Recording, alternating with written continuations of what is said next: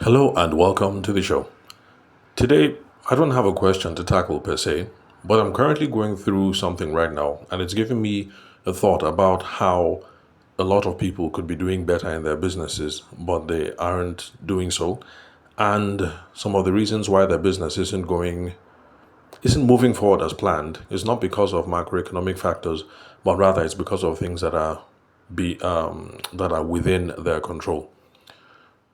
For those of you who've been listening to the podcast for a while, you know that I've currently been battling with NEPA, or rather the PHCN as they're called now, because first of all, our transformer was vandalized, and then later on, currently now there's been an explosion at the transformer.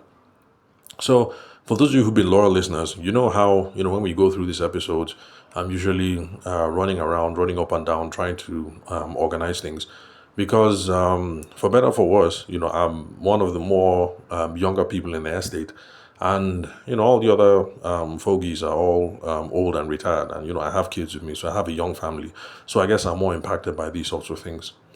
But I've noticed one thing in having to run around and deal with these sorts of things in trying to sort out transformer issues, after explosions or vandalizations or whenever power infrastructure fails, I'm having to deal with lots of engineers who either work with the PHCN or who sell stuff or who have their own private contracting service. I'm having to deal a lot with these people. But from the last incident, which happened maybe 2 months ago up until now, I've noticed that now that the transformer has gone kaput again, and I'm having to call around. Surprisingly, now that I'm calling round all these engineers and everybody, it's like I'm having to reintroduce myself all over again. Now, the economic climate in Nigeria is very harsh. Granted, yes, energy prices have tripled, electricity tariffs are going to go up, cost of raw materials are going up. So, yes, I understand that lots of people are going to find it difficult to run their businesses. But let's look at this crop of people that I've been speaking to, which are engineers and private contractors. So, if I have worked with these people in the past and they have done, from their, let's look at things from their own point of view. If they have done business or provided a service to somebody else in the past, then the normal thing that a business person ought to do is you need to approach a lot of your business activities as avenues for lead generation. Now, remember, in previous episodes, I've described a lead as someone who might have taken an action in the past or might have done something to show that they might be interested in your product or services. Now, if someone has hit you up in the past because they had transformer issues and they needed your services as a private contractor, as an engineer to solve the problem, then don't you think that person should go into your phone book or your diary or your file as a lead for the future or as a prospect for relationship nurturing? Because this is Nigeria, the state of infrastructure is unstable. So the chances are, if somebody reaches out to you because they need infrastructure support for power or for plumbing or carpentry or whatever, chances are the person might need your number again, or the person might be able to refer you to other people who might need your services. So these private contractors and engineers, their businesses could be doing a whole lot more if they just approach their everyday way of building business as a means for lead generation. So, in fact, if these people were being, industrious in building their businesses, when they came to come and fix the transformer the first time round, it shouldn't just have been my contact details that were collected, but perhaps contact details of other estate members as well, especially since some members of the estate are currently doing projects like erecting houses that might need electrical fitting and then things like that. So they should have looked at how to conduct their everyday business as a as a means for gathering leads and for relationship building. Because I think it's appalling that in 2024 we have Nigerian business people or people who are suffering and who want to increase their level of sustenance and their level of income, that you can't even do the most basic thing, which is somebody calls you because they need your service, and at the end of the service, you don't even store the person's phone number. How will you reach out to the person in the future to say, I hope we were able to solve the problem satisfactorily? If you have no problems, do you have another person that you can refer me to so that we can rewire the house, or so that we can solve this infrastructure problem, or so that we can solve this building challenge, or that power challenge, or this plumbing challenge? I mean, this is 2024. We all have mobile phones. The mobile phones are capable of storing thousands of phone numbers. This is not like back in the day, back when some of us were in uni and MTN just rolled out. And back then, you could only store phone numbers on a SIM. And on a SIM, you could only store 200 digits. Now, I don't even know how many you can store, especially now that you can hook up your Google account. And in theory, I don't know, you could go maybe, my guess is maybe you can do 4, 5, 6, 7, maybe even 8,000 phone numbers. It's not going to cost you anything to just use your smartphone. I mean, after all, it's called a smartphone. The smart thing to do is to save the number of people you've done business with in the past and try to get prospective leads to talk to in the future.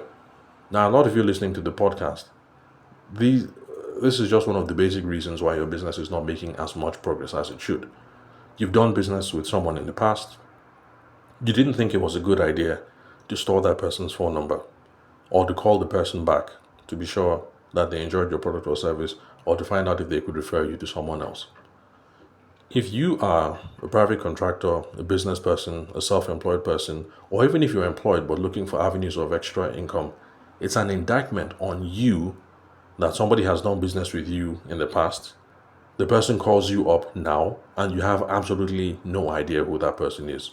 It's an indictment on you and not the president. If you're one of those people who believes that the president has ruined the economy, I'm not saying one way or the other. I'm just saying it's an indictment on you, not the economy, not the president, not village people for stalling your business. It's an indictment on you. This is one of the reasons why I started the podcast back in the Good Luck Jonathan era, just before COVID, was because some of these things should be common sense, but for some reason, it is not common sense, and lots of people don't realize that these are the simple things that you can do to grow your business. You've done business with someone, save the person's phone number. Call the person once in a while. Be sure that the problem hasn't reoccurred.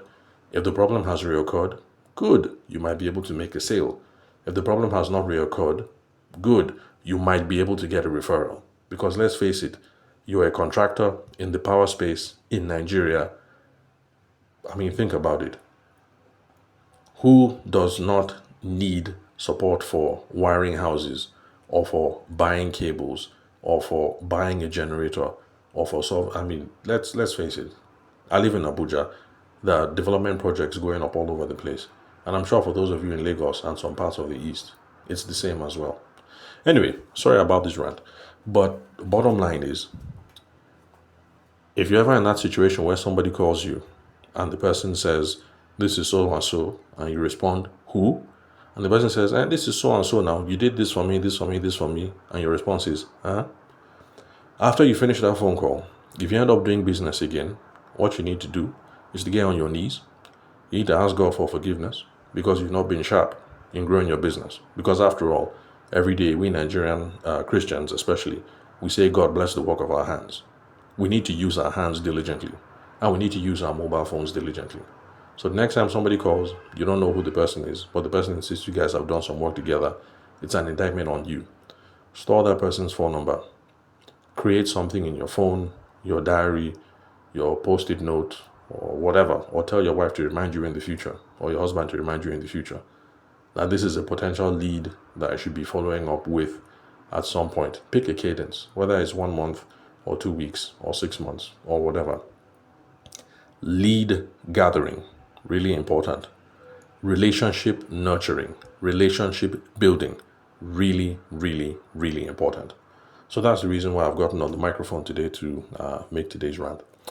At the next podcast episode, I am going to be sharing my ideas on navigating growth for startups in Nigeria.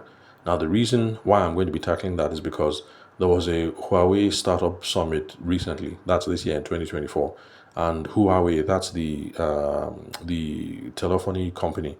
They make mobile phones and stuff like that. I hope I'm pronouncing the name properly. That's Huawei. I've started paying attention to these sorts of companies ever since I got my Xiaomi phone, because I have the Xiaomi 12C, and I think it's a real handy phone. So I've been paying attention to all these Chinese companies. Anyway, so I didn't speak at that conference that they had, Navigating Growth for Startups and Scale-Ups in Nigeria, but it's a topic that I have some ideas on. So in the next podcast episode, I'll be sharing that. But before I leave, another reminder: if you are one of these people, you are a self-employed person or you're an employee and you're looking for other ways to grow your income, if someone calls you up, you don't know who that person is, but you've done business with them in the past, it's an indictment on you. There are lots of things that you can do to improve your income. And number one is to take your everyday business transactions and look at them as methods for lead gathering. So if you are these technical minded sorts of people, someone calls you up for technical specs. When you go there and you're done, collect the person's phone number, use your eyes, size the environment. There might be possible deals, opportunities for business deals in the making. Size the environment, get some more phone numbers, hand out some more business cards, put out more flyers, whatever. And then relationship building, relationship nurturing, call back 2 weeks, 1 month, 3 months, whatever cadence that you're comfortable with, and then find out, are you happy? Did the problem reoccur? How can I help you fix it? Do you know anybody else who needs my product or my services? So, with just this application of simple common sense, you will find that it actually is very, very possible to increase your business in 2024 by 30, 40, 50%. Just these simple things can improve your business and help your business grow regardless of whoever is the president, whether it's AC or PDP or the Democrats or the Republicans. These are the simple things that you can do to improve your lot in society. Now, of course, yeah, elections are important. Vote. Elections coming up for the Americans, so please go ahead, vote. I think Nigeria will still have a few ways to go. Is it 2027 or something? But yeah, when the time comes, vote. But in the meantime, lead generation, relationship building, relationship nurturing. So thank you very much for your time and attention. I'll catch you guys at the next episode. My name is Tabishima Ayede. I'm the host of the show. Please connect with me on LinkedIn. You can confirm the spelling of my name and my email address from the link where you're listening to this episode. Also connect with me on WhatsApp. My phone number is 080-6466-2140. The country code is +234. I'd like to hear from you guys, especially if you guys have any questions, comments, things that you disagree with. Hit me up, let me know. Let's have the discussion. Let's flesh it out. Let's help our community grow, and let's help share the knowledge and help grow our businesses. So thanks for your time and attention. I'll catch you all at the next episode.